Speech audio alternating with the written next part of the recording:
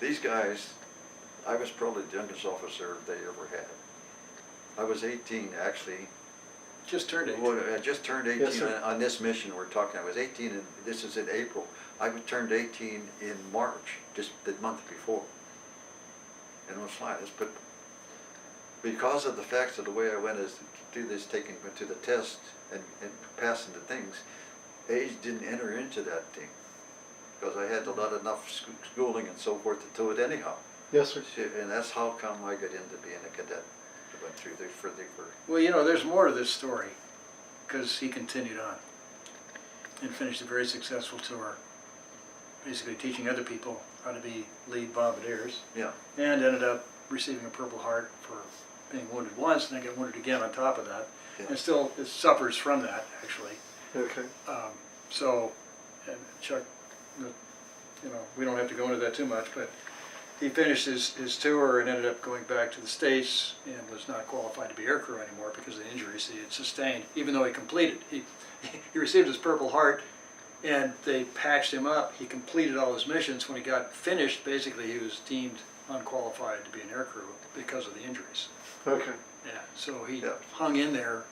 And you talked about the last 3 missions where you started. Teaching somebody else to take my place. Yeah. Especially, I was looking for, in our squadron particularly, I was looking for people that I was asked to do that had the potential in my mind to be lead crews in flight, okay, for Okay. different missions. And I picked out the 2 or 3 guys that we worked with and so forth. They end up being the right ones. At least they got stuck with it. Okay. There's no record of what Chuck did, except this piece of paper right here, the first one I've ever seen, brought it to me Yeah. today. But this, it's a separation qualification record. And on the back of it, there's a very terse additional information. Piloted B-17 from Berlin to England when pilot and co-pilot were wounded. In addition, given credit for shooting down 1 Me-410 German rocket fighter, I got which that. he did separately. He shot them down with a chin turret of a B-17 on another mission. Okay. I don't know even what I did, what it was, but see, this, and I never knew this till they separated me out and pushed me back to somebody else, so I don't know what had happened. I Yeah, remember the doing date it, of this when he was coming at me. The plane, we were in the nose, I was in the nose, this Me-410 was coming straight at me shooting. And I was trying to get his oil core, which I knew that's the only way you can stop it. Okay. So this was dated 11/23/45. He didn't actually know he had a kill until he got this piece of paper. Yeah. Okay. Nobody ever told me. That was the problem. Yeah, I knew that it happened. They knew that I had hit the plane. And I knew Right. that. Our crew knew it too. Because when he hit me, he went down. I went to hit him. He went down underneath me. He's coming right straight at us, and he just turned and started going away and went down below and exploded below us and in our group. So you didn't even make a claim for kill. No, I didn't. Nothing. They never left me know anything about this. Okay. Except it shows up on my record afterwards. And the same thing about, I don't know how they knew about this, about, I had. Yeah, it was inexplicable how they knew Only thing about is one sentence about the whole damn flying mission. the airplane back to England and then Yeah, so that's this all. is- No You evidence. did sign it right here. Yeah, I signed it, don't mess it in, but But who's reading that stuff? You're on the way out. You're just trying to get out the door, right? Exactly. 11/23/45 is when this thing came Right. to him. it wouldn't come out. Yeah. So Yeah. you've done your duty for the Air Force. Yeah. You've come back. You've 11:23, grounded. that's after, Exactly. I'm heading for, the nicest thing about this thing, I came back on the hospital ship to Queen Elizabeth. Okay. And the captains took me because I was in the cat, I had the sling and so forth, but I could walk around, don't think that. And I had a job, which they could fuse me up and so forth, and I used my cell phone and then, I don't want to tell you what my job Okay. was, because it was a hospital ship that was made up of women, that were War brides. war brides and wounded people. Okay. And I happened to be, my job was to keep people apart. Let's put Right. it that. That's Okay. what the captain told me. Alright. And I could tell you some of the stories, but you wouldn't want to hear it. If you don't put them on there, I'll tell you. It's still rolling, sir. Okay, well that's, you don't want to hear the one about the No, one. probably not. Yeah, should I tell them or not? That's the question. It's your tape, sir. You want your grandkids to hear about this? Okay, well, They're watching? I'll tell you, it's simple, I'll tell you, Yeah. it's just simple.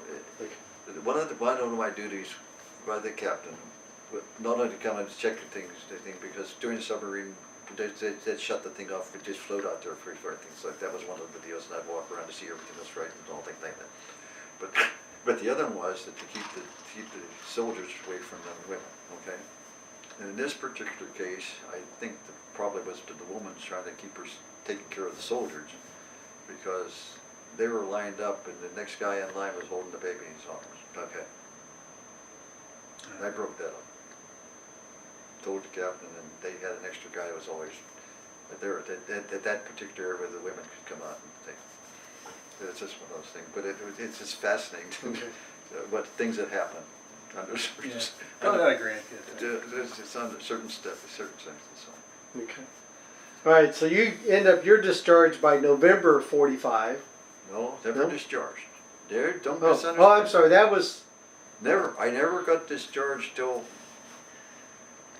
Well, because he was injured, yeah, they can't discharge him until that injury is taken care of, right? right, okay. yeah. So he stays on, he's assigned as a reservist, and literally until 1969, he was separated completely from the service. Okay. But during that time, you're also disqualified from aircrew duty. I couldn't be, Remember. I was in 4 or 5 different things, any organization they could pass me on to, I went to, and so forth, because I was supposed to.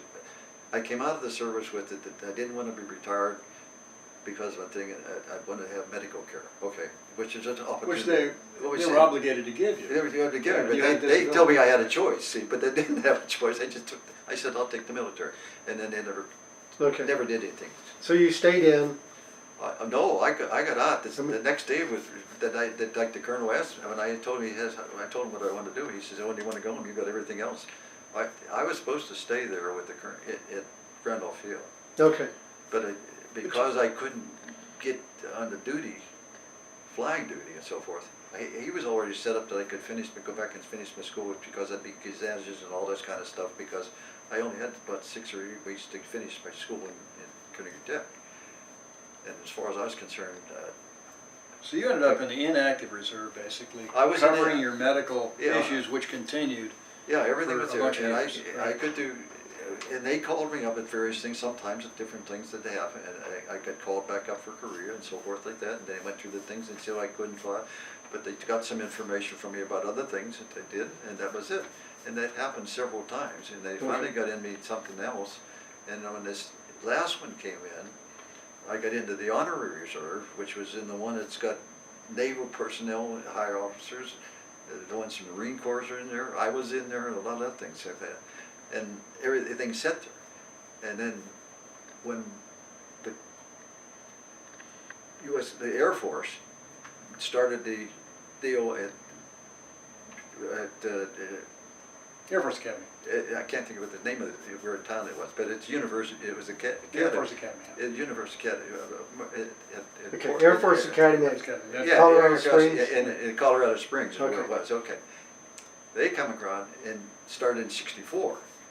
And my records then that were in the unlimited side got passed over to them, okay, in 1969 they retired me. Okay, Because Right. it was 24 years or some damn thing like, and that was it. Just no ifs, ands, or buts about it, that was it.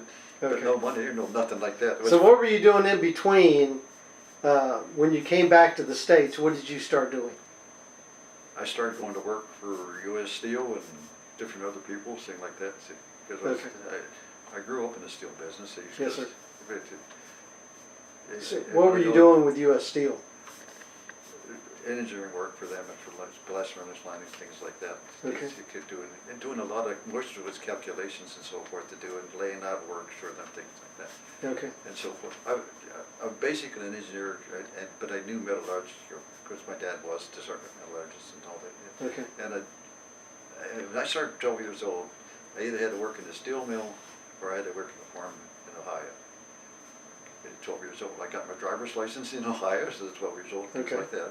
But I had these two things, and I just used them, and that's right. And this is the way it was. He holds several patents for designs that he Yeah. came up with for a number of circumstances between that time frame and when he retired. He owned several companies, very successful business guy, and you know, it kind of shows up in this early time in the military when he figured out some really interesting things. well, you tell her you're This very is like- gifted Yeah. Gifted. Yeah. in your brain. Yeah. Mathematics is Figure real things easy, I could do it. Yeah. But I ended up building for the company I went to work with, which had a fellow that was a colonel, okay, in World War I. His name was Heine Geertz, and if you can look him up, being floated out, he was floated out of the Philippines with the Filipinos to get behind the Japanese, get him out of the Japanese to bring him back because he had a heart attack. You go in the records, you can find him. I went to work for him because of a situation that occurred with Detroit Tank Automotive while I was still in the service. But because I was in the ordnance deal, they were building, the company was Holland Hitch Company, out of Michigan. They made stuff for components, for all the coupling components for anybody, anything. Ones that do, I worked on a patent with them to help them to get some for these ones where they pull the chutes out of the planes and things like that. Our company Holland, I say it's our company, anything they did, as far as I was concerned, was free. There was no patent protection for us, except it was patent protection for the companies and for the made that they couldn't use somebody else to do it. They had to pay. They didn't pay for it to them at all. Things like that. And that's just the way it was. And when I got into the business with them, I ended up building the plants that I told you too many. The next plant was in Milpitas, California, which is we divided the world in half at Denver, and did, and then we built several ones up in. I built several ones in Canada, one in South Carolina, one in Hope, Arkansas, one in Melbourne, Australia, and one and I had a place in Japan. And I made a deal with Japan that I would, because I was president of all these places at that time. Okay. And I made a deal with Japan that I would furnish them if they protect my patent protection. And instead of paying them money, I'd give them certain much money to give them, because they used money that would come, this is the Japanese, how they do their thing. Instead of the high prices that they charge for revenue to come in, any product that's in it, you know where it goes into taking care of their people. They work for them at any one of these, where you have to work 4 or 5 people, and there's 4 or 5 families in Japan that have different things that they do, but they have complete things. There's 5 of them, they have shipping places that they can ship for everything, they have airplane places, they can, everything. And they accepted that instead of me, so I got patent protection. I didn't have to pay them anything more than this, the figure that they asked for, which was a hell of a lot less than trying to do it. And I got patent protection for everything all in. Okay. It's a negotiation. It worked out real fun. That's still going, and our company's got the company got sold out because there was nobody to take over the engineering side of the company. And I was the only one. The company was run by a family. Holland. They started out with all the plows and so forth they were 1910. Holland hitches, which is, and they had the name Holland on, incidentally. Okay. They were all agricultural deals. Those coupling components is what went into fifth wheels in 1936. Okay. And I was involved in some of that, even with trying to help, knowing in 1936, to give them some way to do something that they could figure out mathematically for loads that they would needed to do, because I was from the West Coast. Trucking was in the East Coast, but there's so damn much difference in coupling components they're trying to build. You can't haul a 25-foot trailer over here, 30-some pounds, when you got a 40-foot in the West Coast that you got 60,000 pounds, things like this. So you do something. The same thing happened on the pipelines coming down from Canada. I designed that thing. I could go on, but it's the way life is. Okay. But A lot of neat I didn't stuff. have any problems with it.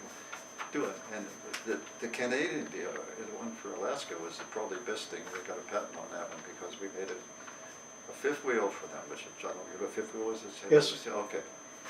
They had these, building the pipeline from Fairbanks to Prudhoe Bay, you had to do it in the wintertime. So you could go drive over the ice bridges and everything else to bring up your load up there. They had pipe that they brought in from Japan, 40-foot long,